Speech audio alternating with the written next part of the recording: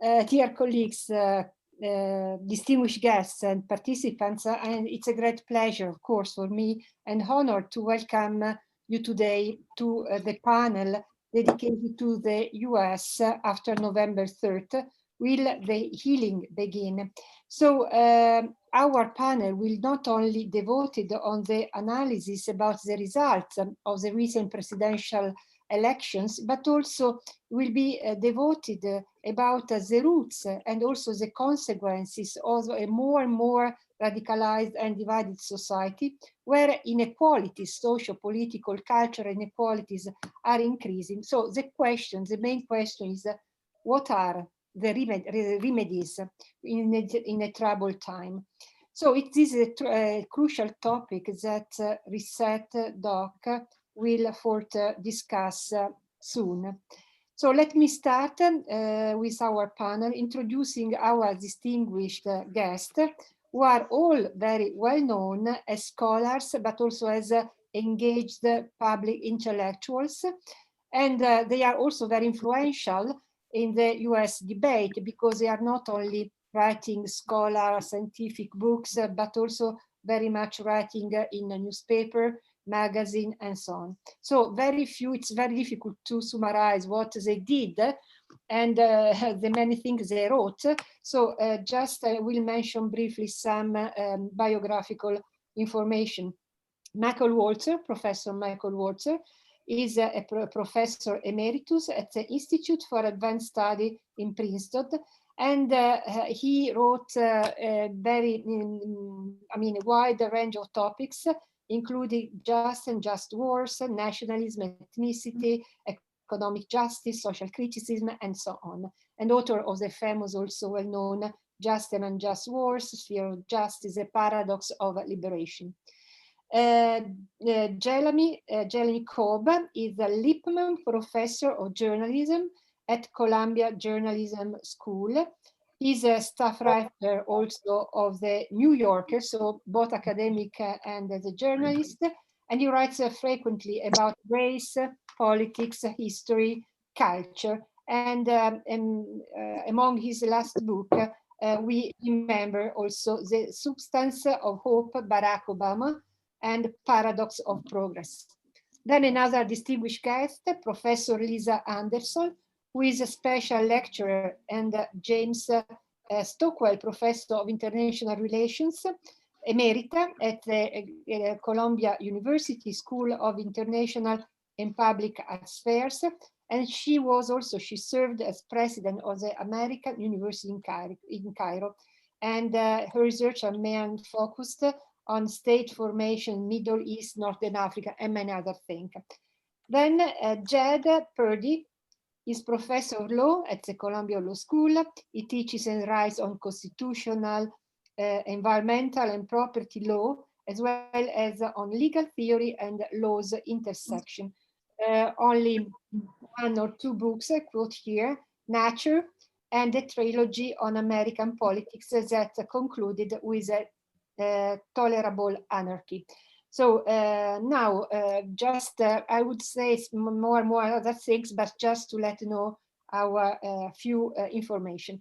And we were thinking and discussed with Patrizio, with Ambassador Fondi, just how to organize this panel. So we decided just to give the floor in agreement with the panelists, of course, to Professor Walzer for these introductory remarks and about the situation in the US after the presidential election, and of course the tension about Republicans and Democrats. Thank you very much, Professor Walzer. Thank you, Marina.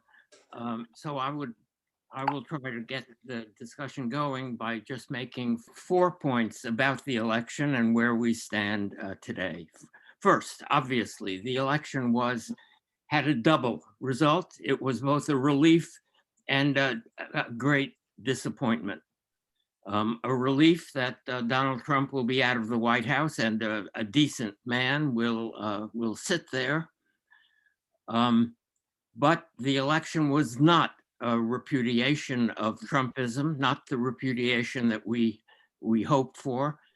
And we now face the prospect of a powerful, disloyal, obstructionist opposition with a mass following, a following much greater in number than we believed, and greater also in the intensity of its commitment. Down ballot, we, Democrats, liberals, social democrats, we were defeated. We failed to take control of the Senate, barring a miracle in the state of Georgia. We lost seats in the House. We lost seats in state legislatures around the country.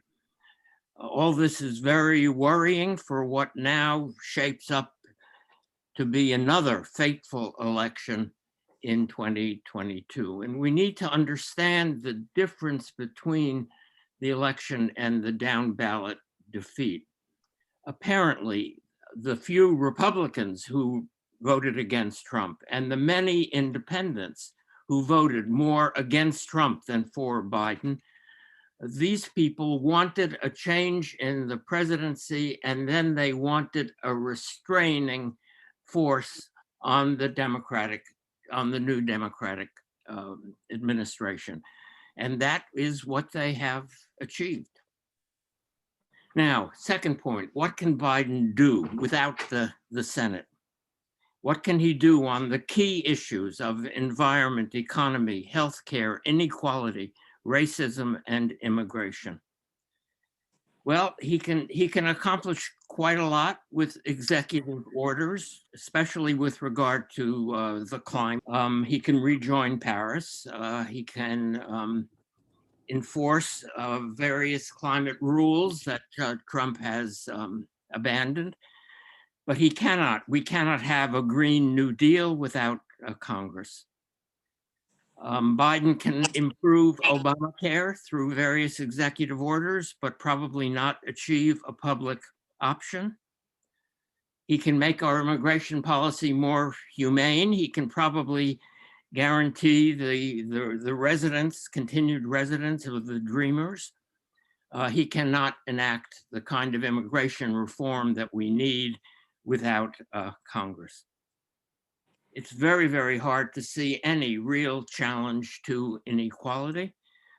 There can be executive action to strengthen the unions, a better national labor and better NLRB, a stricter enforcement of existing civil rights laws, but there won't be a new tax code. There won't be significant redistribution. We may hope for a few breakaway GOP senators if Trumpism around the country is sufficiently terrible, and if McConnell continues to be totally obstructionist, there may be a few Republican senators who will break away and support some Biden measures, but the GOP now, even without Trump, is a very conservative party. It's a far right party. And any support that we, the Democrats, get from GOP senators will require significant compromises in the programs we would like to see. So the prospect is stalemate and compromise pending 22. Third point, what is the future of a populist Republican Party? Some commentators have been talking about the GOP as a multiracial working class party. They did get a third of the Hispanic vote.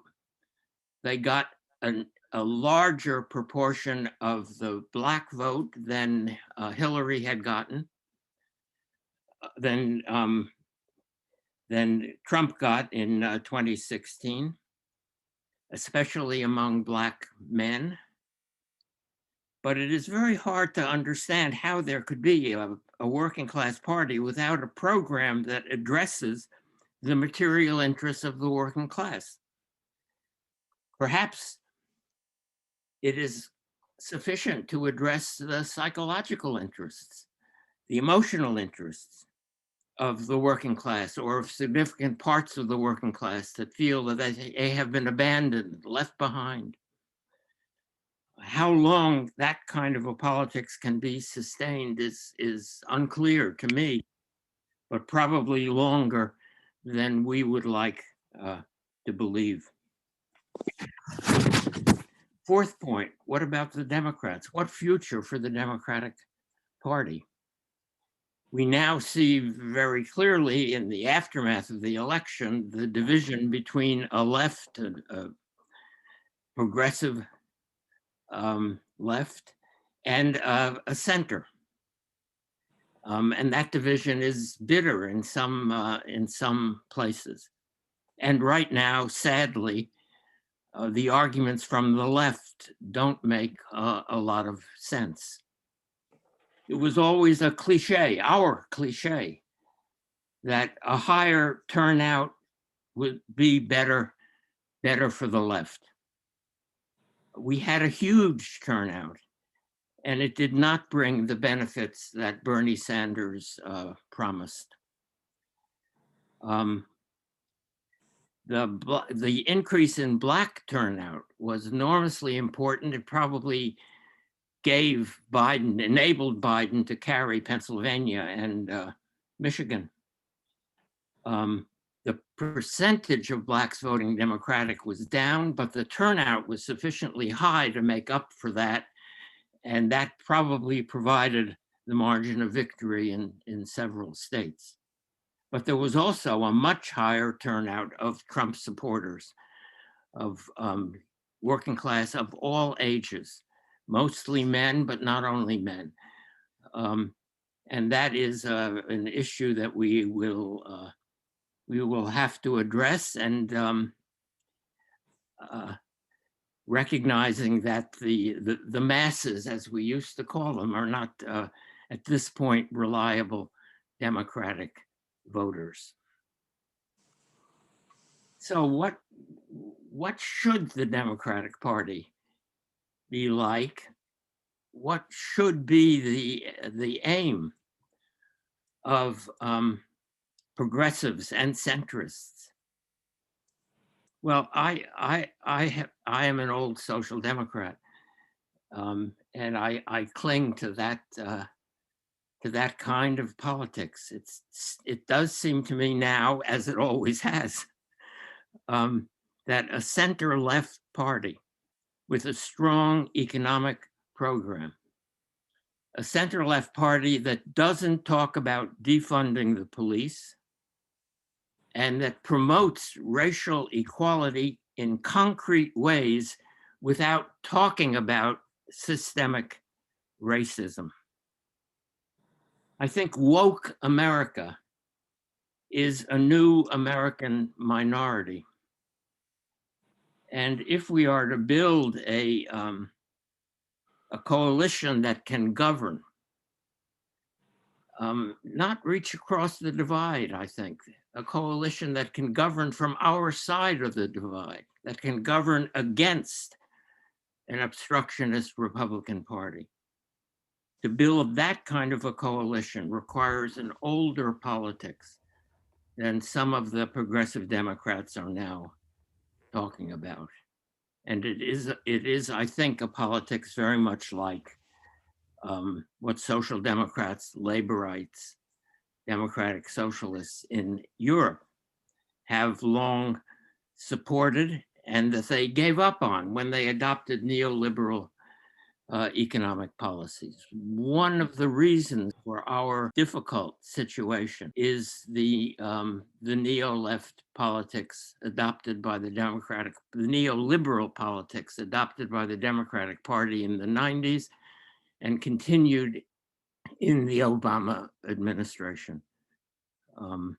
I think that has to be abandoned, but without adopting the woke rhetoric. So I will just end for now with a plea for a very old-fashioned left politics. Thank you. Thank you very much, Michael, for your also last phrase, all the fashion social democrats. And we have to think about also, because in your 4 points, also you show that despite the fact that Biden won the election, nevertheless, there is a disappointment because there is a non-repudiation of Trump. So it's a very tough road also to healing and reconciliation. And on this point, I would ask to Professor Cobb to introduce his keynote speech, because also in an interview published on Reset, he also mentioned that there will be a tough road for healing and reconciliation. Please, Professor Cobb, explain why it will be so difficult, the presidential transition, and will be so complex. Thank you very much. So thank you. And I want to say thank you for the invitation. I'm very much appreciative. I appreciated Mr. Professor Walzer's introductory comments. I will take issue with one small point regarding the defunding of the police and the so-called woke rhetoric. A center-left party that does not discuss systemic racism is not any variant of a left party. That is a center party. Just this past year, on the issue of defunding the police, the city of Chicago has allocated $750 million for the settlement of lawsuits pertaining to excessive use of force, police brutality, by the Chicago Police Department. That $750 million could be expended in ways that are much more beneficial to the people of Chicago, particularly the underserved communities of Chicago, were it not a tacit admission that police violence will be so intrinsic a part of that institution that we will begin the year presuming that this is what it will cost us. And so the mechanisms for defunding the police, perhaps as messaging, perhaps as political rhetoric, it was lacking. Not even perhaps, it was certainly lacking as political rhetoric.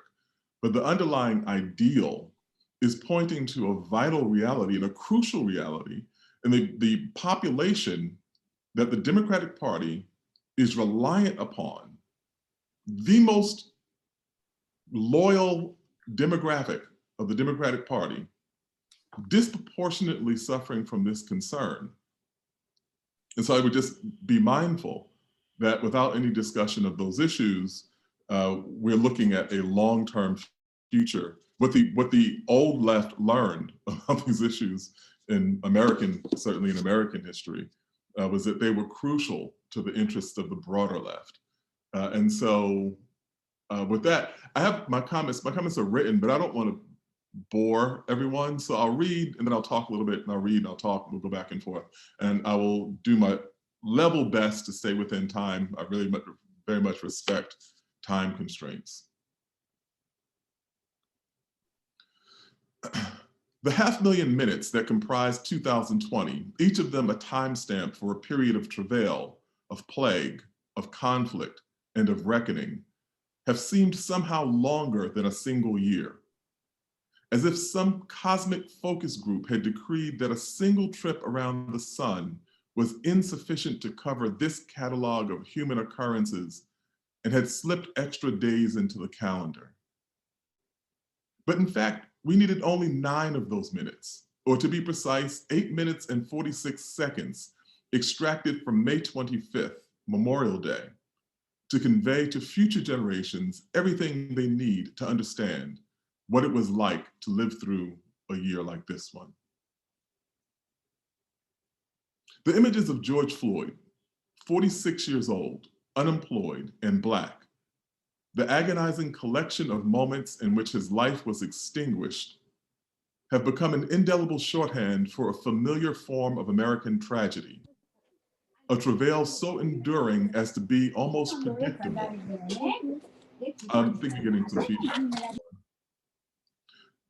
Mr. Floyd migrated to Minneapolis hoping for a better life. from Texas. He survived COVID-19, but he met his end on Chicago Avenue in front of the Cup Foods store as a white police officer kneeled on his neck. A deadly metaphor turned literal. In life, Floyd was identified as an African American, but his death attested that a void, not a hyphen, separate those two words. The protests that arose in some 350 locales throughout the United States and even more abroad represented an indictment not simply of a single Black man's death at the hands of the state, but of the entire complex of untruths and outright lies about American democracy that facilitated it. A year earlier, the president of the Minneapolis Police Union appeared at a Trump rally to thank him for, quote, taking the handcuffs off the police. That coincidence did not go unnoticed. Law and order were, as May 25th made obvious, another kind of shorthand for the reckless and unchecked power of the state. Yet the explosive reaction to Floyd's death could not be removed from the other broader context in which it occurred. In the third month of a pandemic, which was being dismissed by the White House in part because it then seemed to be primarily affecting parts of the country that had not voted for him. In the midst of a recession inspired by that pandemic, in which the unemployment rate skyrocketed to 16% with little relief in sight. What is notable here is not simply the fact that these things occurred, but the utter predictability of the path they traveled, of who was most likely to be impacted by them, and how those facts relate to the broader narrative of who we are as a country. People of color, specifically Black people and Latinos, have throughout the course of this pandemic been infected at higher rates and died at higher numbers than their white counterparts. The last I checked, the rates were about double, the infection rates were about double, and in some months we'd seen the death rate triple between people of color and white people with the COVID-19 pandemic. In Minnesota, the month that George Floyd died, half of Black workers were unemployed. And this was twice the number of white workers in that state. These facts point to a stark social geography that illustrates the ongoing salience of race and class in the United States. It has come into vogue in the Trump era to chide critics of racism for advocating so-called identity politics. In one astoundingly backward instance of such criticism, Mark Lilla noted in the pages of the New York Times that, quote, liberals should bear in mind that the first identity movement in American politics was the Ku Klux Klan. That's not true, which still exists. Those who play the identity game should be prepared to lose it. It's the end of his quote. There are far too many problems with this statement to critique it fully here, but the most fundamental flaw in the reasoning is the failure to understand, as the cold statistical facts convey, that racism exists, it has consequences, and people have reasonably understood defeating racism as central to their interests as citizens and human beings. Lilla has precisely inverted history, framing so-called identity politics as an adaptation from the tactics of the Ku Klux Klan, rather than as a series of reactions to the impact of the Klan's racism and the more institutionalized forms of racist practices. As I've written elsewhere, to the extent that it contains any reliable meaning at all, race is simply a shorthand for a set of life probabilities. There are no so-called identity games. There's only the pragmatic reality of who is most likely to live and who is most likely to find themselves unceremoniously ended on the street, an unrelenting knee placed upon their necks. These are facts. The 45th president of the United States has laid waste to democratic norms in ways that will take years, if not decades, to fully understand, much less resolve. We have seen the most naked form of American autocracy since the demise of formal Jim Crow in the American South. We cannot overlook the extent to which Trump's deft deployment and manipulation of racism was central to his ability to achieve this. Over the course of the 20th century, successive generations of civil rights advocates, particularly those who operated during the most frigid stretches of the Cold War, warned that racism was the Achilles heel of American democracy. More often than not, this warning went unheard. Yet they have been validated by history. The great scholar W.E.B. Du Bois famously remarked that the United States will destroy ignorance, or ignorance will destroy the United States. For the past 4 years, ignorance has appeared to be leading on all the scorecards. It is also impossible to talk of healing in this moment without a proper attribution of the original insult. To the extent that we have not ever confronted, we are witnessing the convulsive aftermath of the fact that a Black man was once elected president of the United States. The offhanded presumption is that the period between November 2016 and January 2020 should be referred to as the Trump era, but it is more accurately considered the post-Obama era. That is not to say that Donald Trump, unbelievably the President of the United States, is not an entity in his own right. We are keenly aware of the ways in which his ignorance, his bellicose racism, his narcissistic id has shaped the time we live in. But it is to say that absent Barack Obama, he had no rationale for his own political existence. The 45th president operates as a kind of inverse guiding star for the 45th one, a mechanism by which he can look north to travel south. Obama's allure, beyond the particulars of policy, was always the way in which he embodied possibility, Black possibility, in a country all but defined by the absence of it. Trump's allure lay in the censure of those possibilities, the reinscription of the old order, a dissonant assertion that anything a brilliant Black man could do, an ill-informed mediocrity of a white man could assuredly do better, or at least do also. So, to the question of healing, I must ask a question. What exactly does healing mean in this moment? Is it the rush to believe that an election can be a panacea, an antiviral for the pandemic of authoritarianism that preceded it? It is reminiscent of the palliative fixation with post-racialism in the wake of Barack Obama's election. Surely the reasoning went, the election of the first African-American president was a signifier that the words of the old civil rights anthem should be changed to say we have overcome. Yet this was always a wrongful perspective, one that privileged the vantage point of white people eager to be done with the national crisis of racism.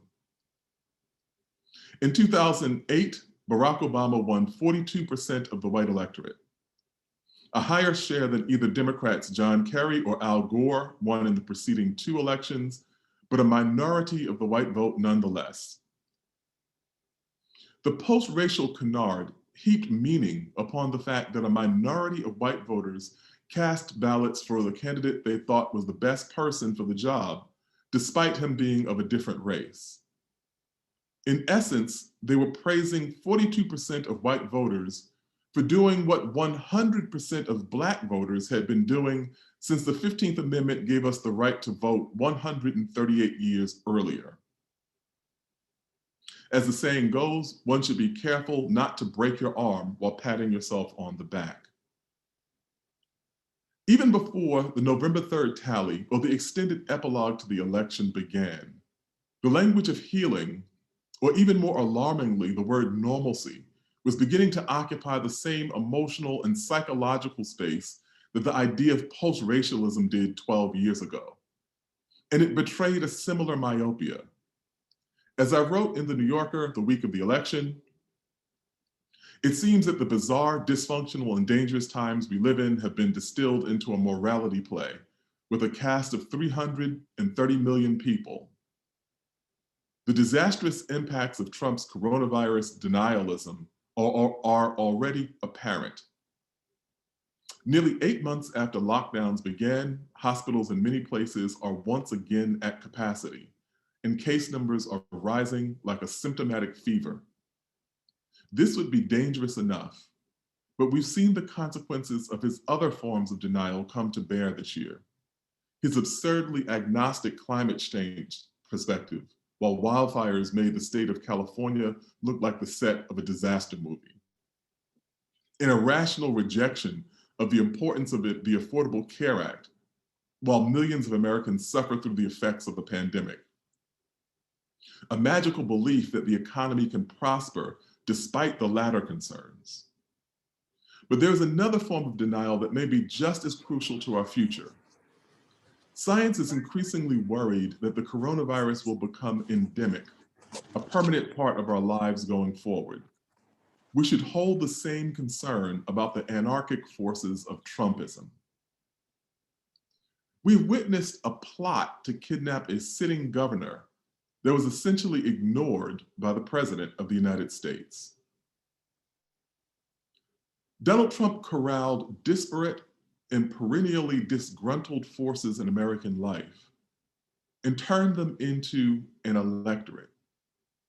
Nourished by conspiracy theories and ravings of persecution, this assembly took on increasingly violent overtones in the past 4 years. Note Cesar Sayoc, who in 2017 sent pipe bombs to Barack Obama, Hillary Clinton, Congresswoman Maxine Waters, the CNN offices, and a host of other people whom he deemed to be quote unquote enemies of Donald Trump. Note also the murders of 23 people in a Walmart in Texas, orchestrated by a 21-year-old man whose rhetoric echoed the language of Donald Trump regarding the border. His murder spree was an attempt to stop what he called the, quote, Hispanic invasion of Texas, a nonsensical phrase that is reminiscent of an attempt to stop the French invasion of France. Just before the election, Alicia Garza and Opal Tometi, two of the three founders of the Black Lives Matter movement, received visits from FBI agents notifying them that an Idaho white supremacist who was arrested on gun charges days earlier had left a kill list in his home. Their names were on that list. Not long before that, Nicole Hannah-Jones, the New York Times journalist who created the 1619 Project, told me she'd received numerous threats in response to the project's publication, most recently from a person who threatened to burn her home to the ground. These volatile forces always face the contradiction of railing against supposed American demise, while the embodiment of their ideals was President of the United States.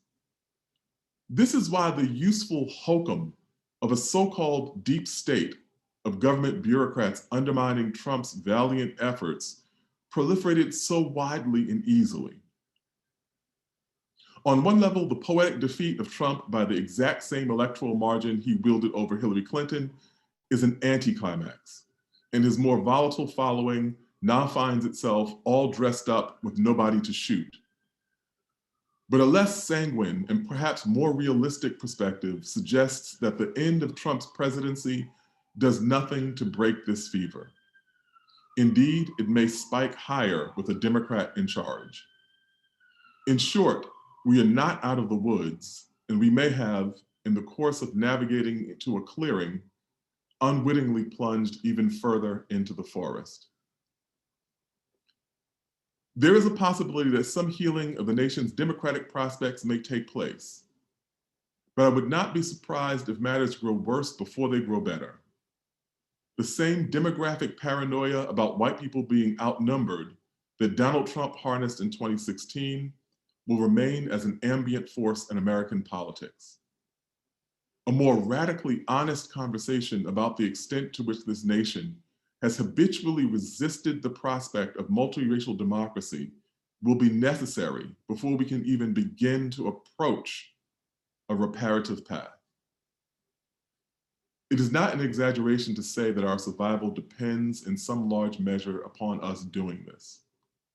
But we should not conflate a single Democrat's victory in a single election with a return to normalcy. It will not be.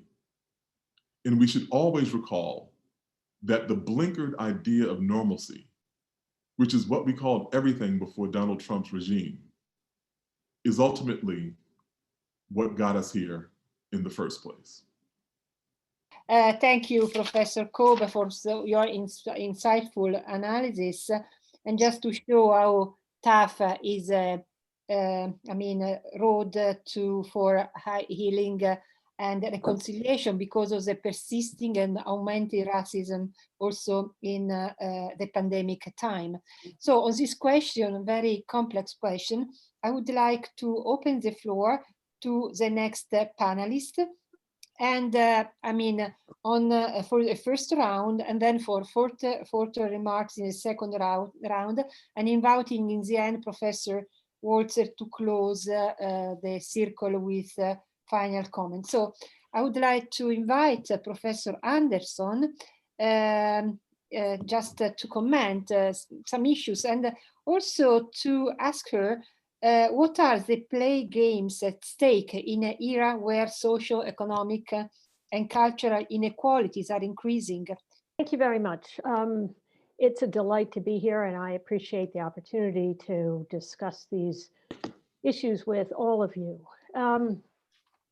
At the risk of seeming to trivialize what I've spent my entire professional life studying, analyzing, explaining, and trying to understand, I'd like to propose a somewhat different way to comprehend the politics today in the United States, and I'd argue in many other places as well, as a game.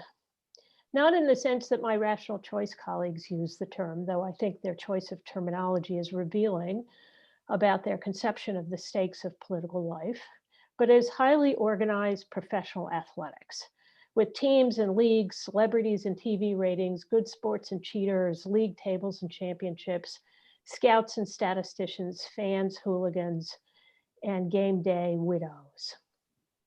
The reasons I suggest this lens, the gamification of politics, not merely as a metaphor, but as an actual description, are several.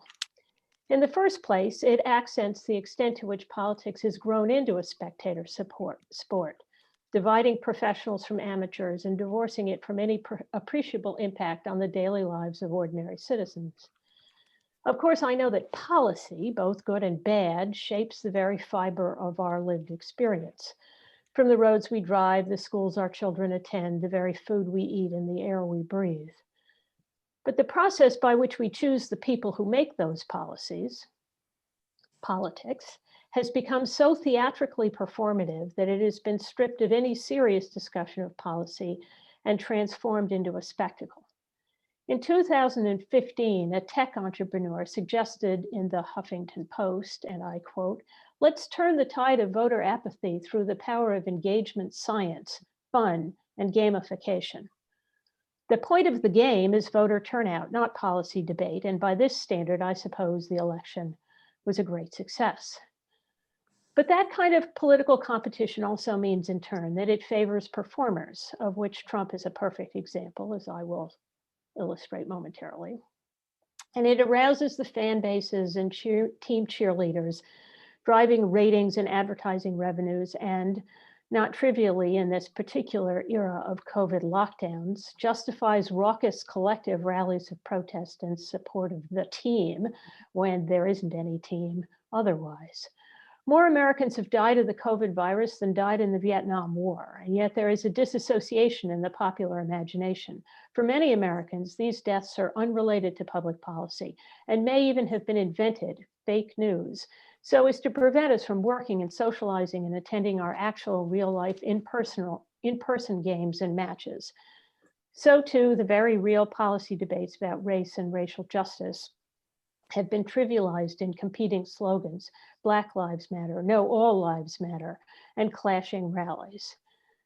This transformation of politics into performance has further permitted and indeed encouraged its conversion into something like professional wrestling, which is not even a real sport.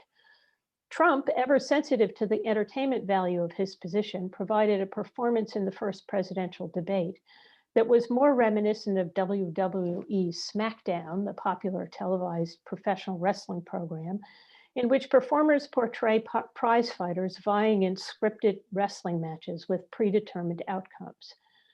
Trump, who was actually inducted into the WWE Hall of Fame in 2013, was not actually debating with Biden, but portraying a sparring pugilist. And like the SmackDown performers he emulated, he was well aware that the most important thing to know about the rules of professional wrestling is that they can be changed, disregarded, made up on the spot, or broken at any time. It was, as professional wrestling is to the uninitiated, an embarrassing performance, but it was entertainment. Professional wrestling fans are known as smarks, smart marks. Those who know the matches are contrived, but still enjoy watching them anyway. Many of Trump's followers are the smarks of American politics. They know it's not real, but they don't care. Indeed, being in the know is part of the appeal. It erases, or at least smudges, the distinction between professional and amateur, player and fan, elite and deplorable. And the suspicion that the game is rigged is very deep, at least in the US. The best-selling Left Behind series may provide an illustration. An evangelical book series that has sold 65 million copies worldwide, and of which Jerry Falwell said, quote, in terms of its impact on Christianity, it's probably greater than that of any other book in modern times outside the Bible, illustrates the power of telling a serious story through, quote, popular engagement. Now in 16 volumes, many available in video episodes, much like an apocalyptic Game of Thrones, it tells the story of the end times, the coming of Armageddon, and the struggle of those who have been left on earth, born-again sinners, to fight evil. Of note for our purposes, the protagonist's daughter, only belatedly on the side of good, goes to Stanford University, and the Secretary General of the United Nations is the Antichrist in disguise. Growing inequality in the United States and elsewhere is clearly an important feature of the political landscape, but how it is understood and framed will be important in addressing it. Contempt for those who don't play, who aren't the elite athletes, who don't own the teams or trade the players, has produced a world in which fans may buy the team's swag and even tickets to the game, but they don't answer the political pollsters when they call, which is why the polls were wrong. But keep in mind that the best known political statistician, Nate Silver, began as a sabermetrician, that is, an analyst of baseball statistics. And as long as politics is stripped of any serious discussion of policy and transformed into a spectacle, it will be understood correctly, in my view, as rigged. This politics is not about participation or accountability or rights. This divide is less about the historic two parties in the United States than it is about those who are in the game, the smarks with what Jelani Cobb just called their useful hokum, and those who fear that they've been left behind. Thank you. Thank you very much, Professor Anderson, for your also comments. So all interventions show that the US society is becoming more and more divided and polarized. So I would ask to Professor Purdy, what do you think? What are the roots of this division? Division, recent division, or do you think that the origins of inequalities they have to do with perhaps American Constitution? What do you think, Professor Purdy? Thanks so much, Professor Calloni, and all of you for the invitation and for what you've had to say so far. So I do want to talk a bit about how not only Trump's presidency, but the forms of cultural division that we're discussing have key 21st century roots in an 18th century document. That is how they are dependent upon the constitutional structure of the US. So a key thing to remember about Trump always is that he is, in numeric terms, the most extreme minority president of the modern era, by far. In his 2 campaigns, he's never come close to winning a plurality of the popular vote. He's never enjoyed a majority, or as I recall, a plurality of popular support in a stable, reliable poll. Yet he's wielded power and occupied our minds for 4 years and stands at the head of and shapes a party that continues to wield power, a party that is also now defined by a strategy of minority rule.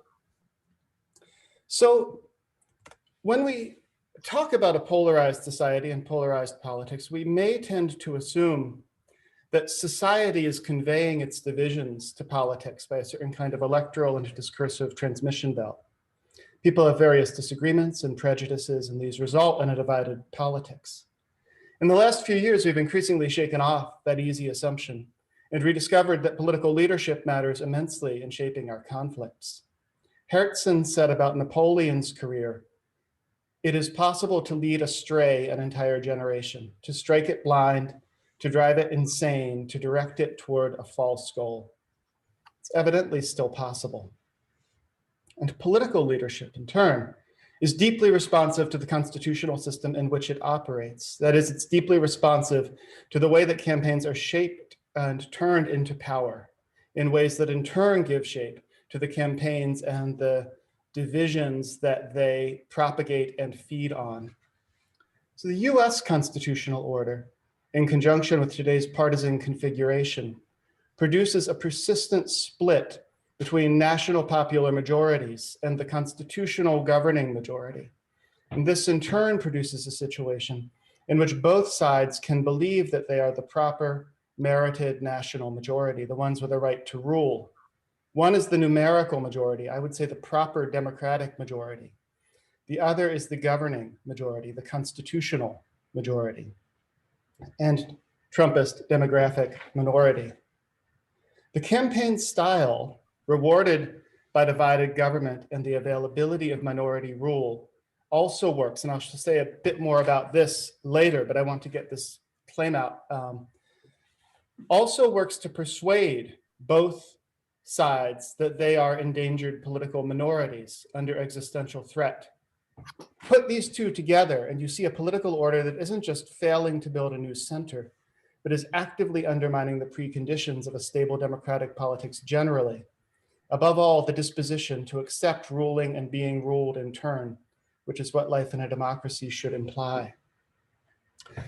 Briefly, the constitutional rudiments. James Madison, of course, one of the primary drafters of the Constitution, famously said it was distinguished by its total exclusion of the people from government in their collective capacity. That is to say, the Constitution sets up a system under which electoral majorities make no direct decisions at the national scale.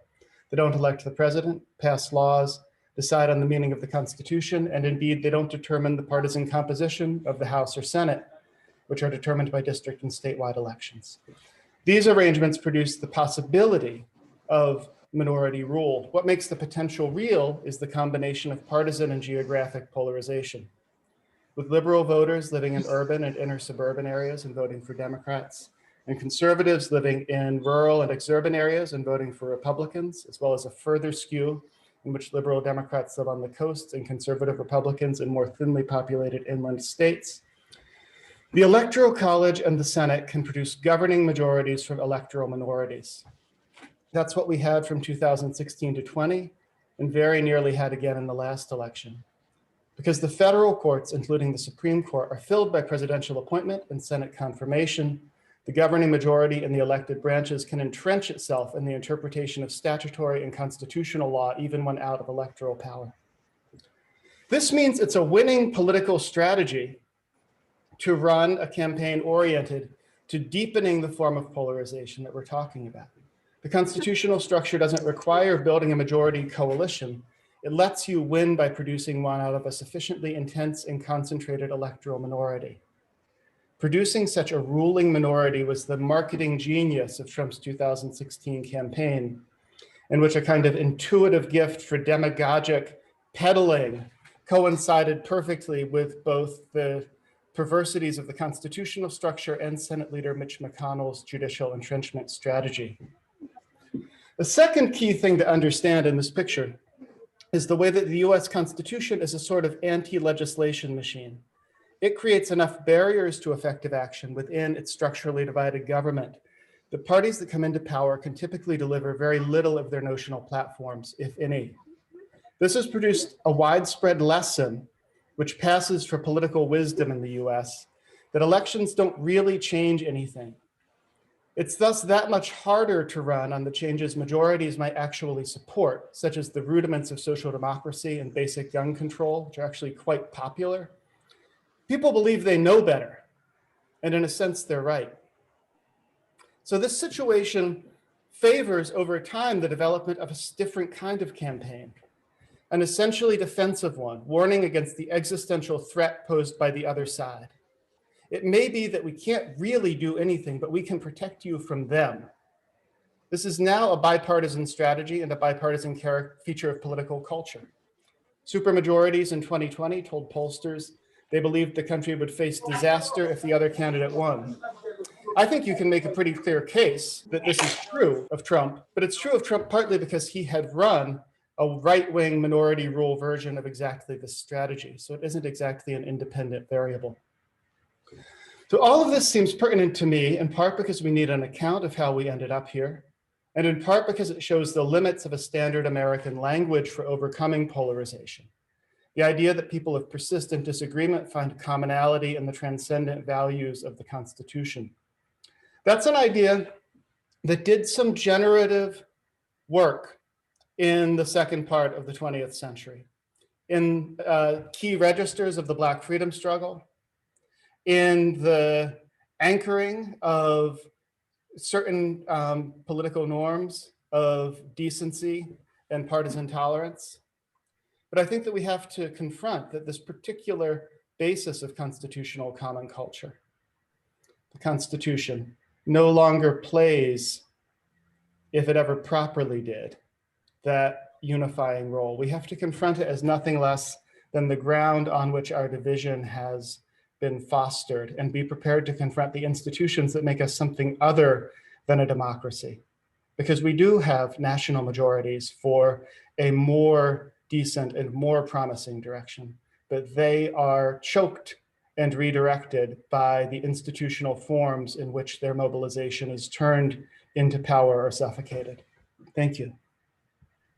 Thank you. Thank you very much, Jed, for your comments. So I think that all panelists also stress how previous forms, structural, institutional, systemic, and cultural forms of discrimination and marginalization and inequalities have been also increased and enforced due to the neoliberal policies and also the consequences of pandemic. But is it true that elections do not change anything, or do you have any hope? Because I think that you were all quite pessimist in your intervention. So I would like to give the floor to all panelists and just perhaps to take the arguments each other and just to conclude this panel with final remarks by Professor Walzer. So I would start with was the first one with Professor Anderson, then Professor Cobb, and Professor Purdy. Thank you very much. Thank you. I much appreciate the interventions of all of my co-panelists, and I do worry that the way I've framed the issues does seem trivial. That said, I am also worried that there are substantial numbers of, if you will, newly engaged participants in politics for whom these kinds of devices are the most important, that this is their team and they can rally around their team, and for whom the policy issues are really not important. And I think Trump has sort of brought that to the Trump era, if you will, has brought that to a head.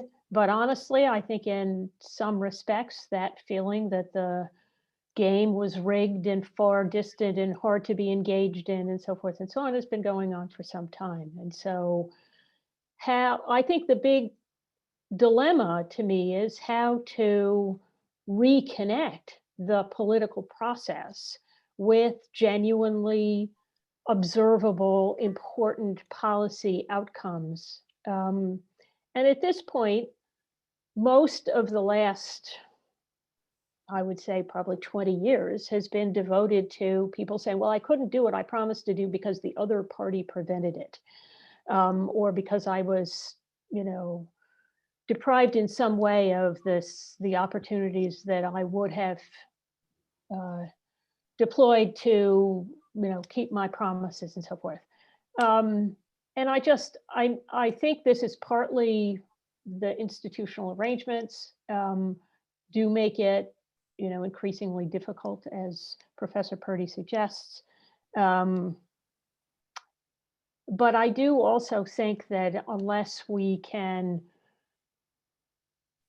engage the newly engaged in serious policy dialogues, we are going to end up continuing to see this as a game. And if you think it's a game and you think it's rigged, then you're going to say anything you want to, and you don't think it's really serious. And the political process is sort of eroded in that way. And I am, in that sense, pessimistic, because I think Oscar Wilde said it well when he described the trouble with socialism as taking too many evenings. Getting serious about this is going to be time consuming for people who are not accustomed to engagement and may not actually want it. Thank you very much, Professor Anderson. Professor Cobb, you stress the fact that there is a perpetuation at the institutional level of forms of violence, which is pervasive in any institution and so on. What could we do, in order to avoid the perpetuation of racism and other forms of brutal violence? It's a huge question, but what could we do, Professor Cobb? Help us. I said, if I had the answer to it, I would be on a street corner selling it for $1 per person. Okay. and I'd be a millionaire by the end of the day. But we have to have dreams. We have to have dreams, Right. But so I think that one thing that the most basic thing is kind of a recognition of how this dynamic has operated. One of the frustrations has been, and I also agree with my fellow panelists, that the sentiment that people had, the social backlash that people had to Barack Obama's presidency was facilitated by all of those mechanisms in the Constitution that allow small groups of people to exert outsized amounts of influence and authority. And it was kind of all these things coming together at the same time. I do believe that there's a tradition of virulently racist populism in this country. And here is where I will kind of agree with Professor Walzer, although we disagreed about some things before, but I'll circle back to where I think we have common ground. In that we have this tradition of virulently racist populism in the United States. Donald Trump is only the most recent example of it. But we also have a fairly substantial history of interracial populism that involves different diverse groups all collaborating in their same interests. And we've seen those movements, they've tended to be short-lived, but that is what Martin Luther King was working on at the end of his life. We've talked a lot about George Wallace in the United States and being an example that Donald Trump has benefited from in the racist populism of 1968. We don't talk a lot about Henry Wallace, who was the opposite of George Wallace, a very sincere anti-racist populist in 1948, who had built a significant movement of people around the issues that they had in common. Their common concerns about economic exploitation. And I think that it's possible. I think it is possible to do that, but you can't do that without being willing to admit how we got to here in the first place. And the last thing I'll say is, to Professor Anderson's comments about wrestling, I'll add a comment about boxing, which is, my metaphor has been, in 1963, Muhammad Ali fought a fighter in London by the name of Henry Cooper. It was a completely forgettable fight. Muhammad Ali was expected to win. He did win. But one of the unusual things that happened was that Henry Cooper, out of nowhere, hit Muhammad Ali with a left hook that knocked him down. And Ali got up and rallied and won the fight. And it seemed to be just a fluke. But what in fact happened is that close observers realized that Muhammad Ali, for all of his formidable abilities as a boxer, was vulnerable to left hooks. And later in his career, when Joe Frazier beat him, and he had those terrible wars that the two of them fought, they fought 3 times, he was really abused and pummeled by left hooks because people knew how great a fighter he was still vulnerable to this one thing. I think that what I worry about is that Donald Trump might be Henry Cooper. That people will look at these 4 years as a fluke and say that this just happened, it was weird. But in fact, he has exposed a key vulnerability in American democracy. And more formidable people down the line will be able to, as Joe Frazier did with Muhammad Ali, really institute substantial damage because they understand these vulnerabilities better than even Trump did. Thank you very much. The last answer.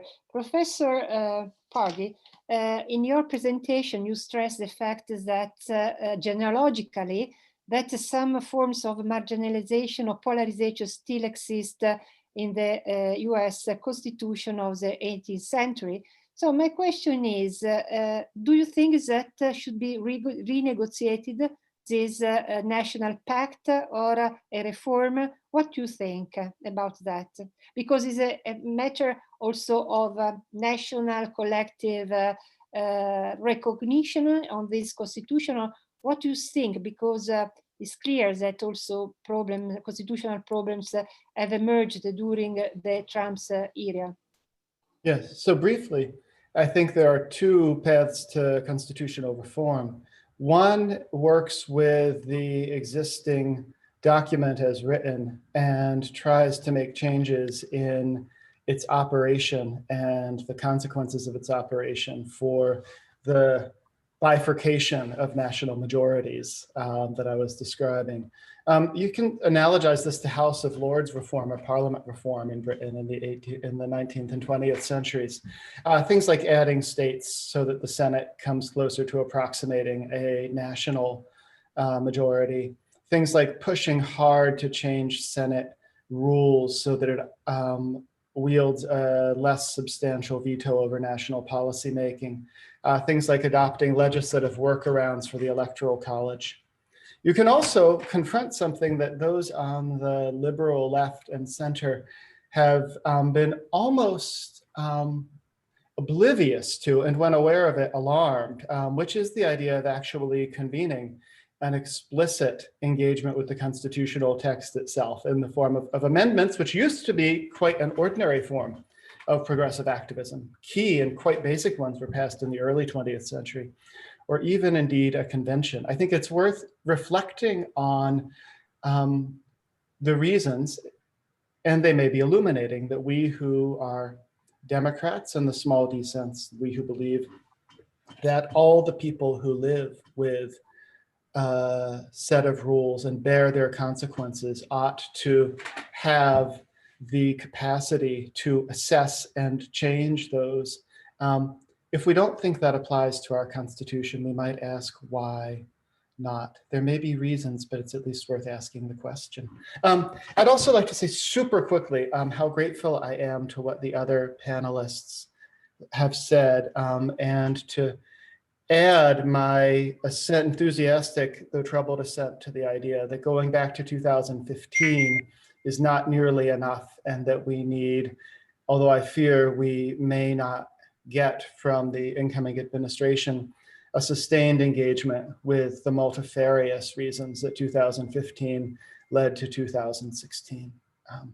Thank you so much. Thank you, Professor Purdy. Now perhaps there is a question, perhaps addressed to Professor Walzer, and then I ask Professor Walzer, after the answer to this question coming from the audience, from the chat, I would ask to Professor Walzer to conclude this panel, summarizing a little bit also the main point of this panel. So the question for Professor Walzer is, what does he think Social Democrats should do if their pitch is no longer palatable to those whom it is supposed to benefit, namely the working class? We may claim we have their best interest at heart, but we won't be able to show those policies down and so on. So I mean, it's related to the tradition of Social Democrats. So if Professor Walzer can ask or summarize also the main point of this panel so that we can conclude for this evening. Thank you. Thank you to all panelists, of course.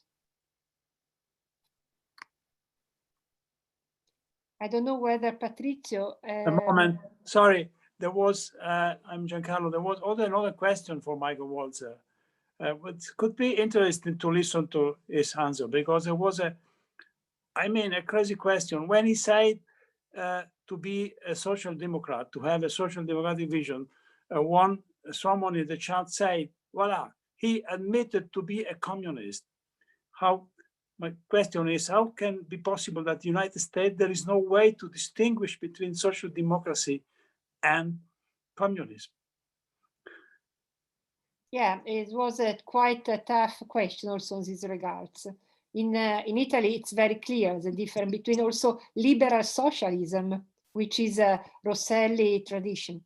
We have certainly agreed on the extent of the divisions in American society today.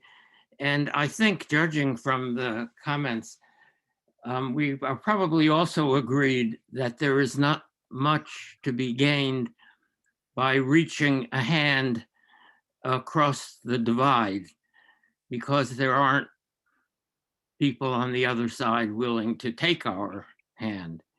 So the task of liberals and leftists in America is to build our side of the divide so that we can win. And I think we should not be fooled by the very large national majority, popular majority, which will reach perhaps 7 million, much more than twice what Hillary's majority was.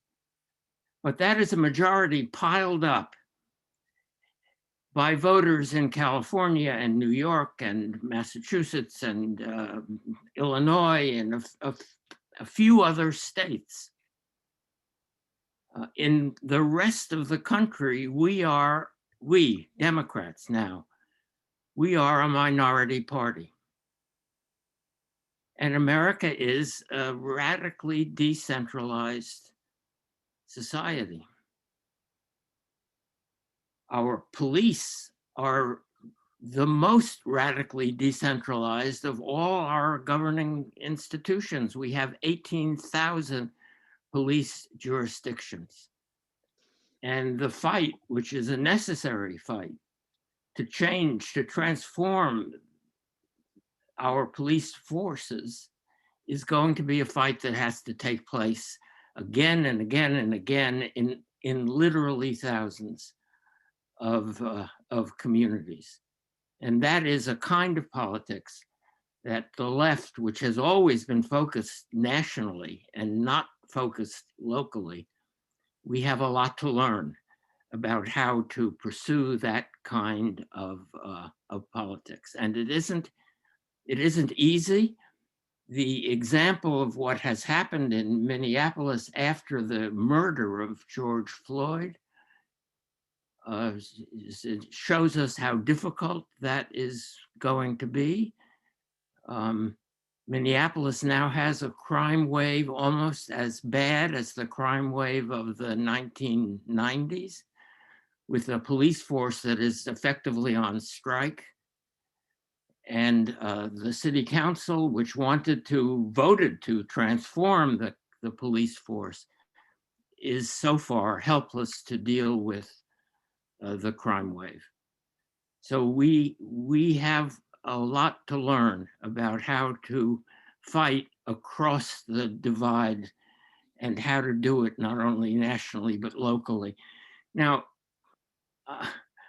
we do have to be careful. This is where Professor Cobb and I agreed on about the rhetoric of the left. And I would be very happy to stand on a street corner and peddle my views about what to do without using the word social democrat, certainly without using the word socialist. We have to find a language that appeals to Americans without compromising on the issues. We have to find a language, a way of describing programs like universal health care, like a redistributive tax system, like the end of housing discrimination. We have to find a way of describing programs like that make them what they should be, and that is appealing to large numbers of Americans. Obama did that, I think, and that's why many of the white workers, even the male white workers who voted for Trump, had previously voted for Obama. But then he was not able, after the disastrous election of 2010, he was governing on the defensive and was not able to deliver to those people what they needed. And what they need is a resurgent union movement and a redistributive tax system. And I persist in believing that a program of that sort will attract support, will bring people from one side of the divide over to our side. And that is the politics that we have to pursue. Now, the alternative, which was Hillary's idea in 2016, and was illustrated by my two cities. I've told this story in Dissent magazine before. I grew up in Johnstown, Pennsylvania, which was a steel town. Bethlehem Steel was the big employer in Johnstown. And Johnstown had been unionized by the steel workers in 41 and had become a Democratic Party stronghold and a union town. And then Bethlehem Steel died, literally died. The factories are closed, the mills are closed. Almost nobody works in steel anymore in Johnstown. The population has dropped by 1/3, and those 2/3 of Johnstowners voted overwhelmingly for Donald Trump in 2016 and again this year. I now live in Princeton, New Jersey, which is one of the richest towns in the United States. Princeton voted 8-1 for Hillary in 2016, an amazing margin, and by a very large margin. I haven't seen the actual numbers, by a very large margin this time. So Hillary thought that she could win with the professional, well-educated people of towns like Princeton and with America's minorities, and without the people who live in Johnstown and in towns like Johnstown across America. And that is a bad bargain for the left. That is not a strategy that we can live with. We have to develop a program and defend it in whatever language, whatever political idiom is useful. We have to develop a program and defend it. I call it a social democratic program here, wherever here is. But on the street corner, we can call it something else. We can call it the New Deal. We can call it democracy. We can call it all people, all men and women are created equal. Whatever we call it, that the content has to be a serious content, so that when we enact a universal health care, the benefits will be, as with Obamacare, the benefits will be recognized. In 2018, the Democrats won an election essentially on Obamacare. But it was also still, it was one of these restraining elections where a lot of people thought that Trump needed the restraint of a Democratic Congress, just as a lot of them now thought that Biden needed the restraint of a Republican Congress. We're still, that kind of politics is still prevalent. And we need to we need to break it with universalizing programs, universalist programs. And I don't see any way to do that except by doing it. And you have to do it at local levels as well as at the national level. You have to do it state by state and city by city and police jurisdiction by police jurisdiction. And it is the long haul. My political mentor, Irving Howe, described politics, left politics, as steady work. Steady work is where we are now. Michael, so despite the pessimistic views of the panelists, we have still hope in terms of claims for social justice. I mean, also your concept, your notion of immanent universalism. And so there is something to struggle, because you said we have a lot to learn still, which is also the history of socialism, of movements, of struggles of women for equality and so on, and for dignity, and for all kinds of, for dignity of human beings.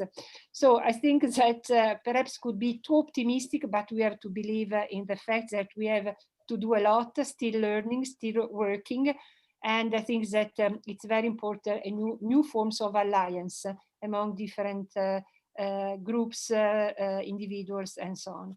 So I would sincerely thank all panelists and participants for the fruitful contributions they gave to this panel.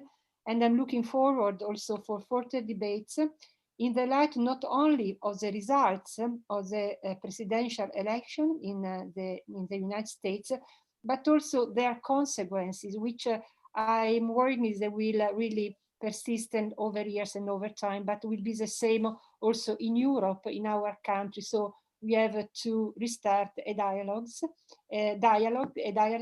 I thank also Reset for permitting this panel and so to say intercontinental communication dialogue and in a difficult troubled time.